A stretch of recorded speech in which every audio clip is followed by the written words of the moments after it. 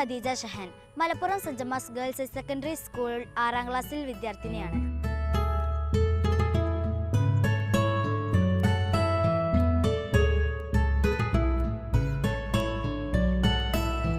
Sippy Pallippuram എഴുതിയ കുട്ടികളുടെ ലഘു നോവലാണ് സ്വർണ്ണക്കമ്പിളി ഞാനിവിടെ പരിചയപ്പെടുത്താൻ പോകുന്നത്.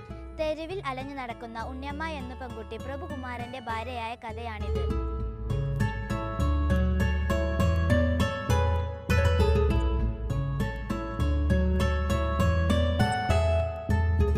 എനിക്കിതിൽ ഏറ്റവും ഇഷ്ടപ്പെട്ട ഭാഗമാണിത്. തെണ്ടിപ്പട്ടികളെ കുരയും ആളുകളുടെ ബഹളവും കേട്ടാണ് ഉണ്ണിയമ്മ കണ്ണു തുറന്നത്.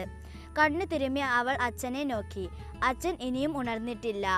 ചുറ്റും കുറെ ആളുകൾ കൂടി നിൽപ്പുണ്ട്. എല്ലാവരും ഉറങ്ങിക്കിടക്കുന്ന അച്ഛനെ തന്നെ തുറിച്ചു നോക്കുന്നു. എന്താണാവോ വിശേഷം? ഉണ്ണിയമ്മക്ക് ഒന്നും മനസ്സിലായില്ല. ആളുകൾ എന്തൊക്കെയോ പെറുപിറുക്കുന്നുണ്ട്.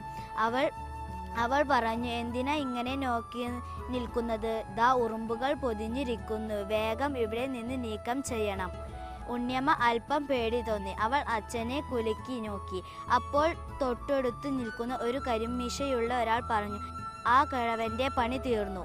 ഉണ്ണിയമ്മ ഞെട്ടിപ്പോയി. അവൾ വായവും വിളർന്ന് നിശ്ചലം നിന്നു. എന്താ നീ കേൾക്കുന്നത്? എൻ്റെ അച്ഛൻ മരിച്ചുവെന്നോ? ഇന്ന് ഉറങ്ങുന്നത് വരെ എൻ്റെ നെഞ്ചോട് ചേർത്ത് പിടിച്ച അച്ഛൻ, എന്തു കിട്ടിയാലും എനിക്ക് വേണ്ടി കാത്തുവെക്കുന്ന നല്ലയായ അച്ഛൻ. ആ അച്ഛൻ എന്നെ ഉപേക്ഷിച്ചു പോകുമോ? നേരാണോ ഇത്? ഉണ്ണിയമ്മ ഒന്നുകൂടി അച്ഛനെ നോക്കി. അച്ഛൻ കണ്ണടച്ചു കിടക്കുന്നു. വായ അല്പം തുറന്നിരിക്കുന്നു. കയ്യിൽ കാലിലും മുഖവും നിറയെ ഈച്ച പൊതിഞ്ഞിരിക്കുന്നു. അപ്പോൾ ഈ ആളുകൾ പറഞ്ഞത് ശരിയാണ്.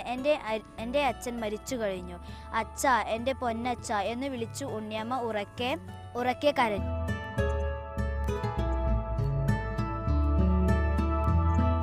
കുട്ടികൾക്ക് ഒരുപാട് നല്ല അറിവുകൾ നൽകുന്ന കഥയാണിത്. എല്ലാ കൂട്ടുകാരും തീർച്ചയായും ഈ കഥ വായിക്കണം.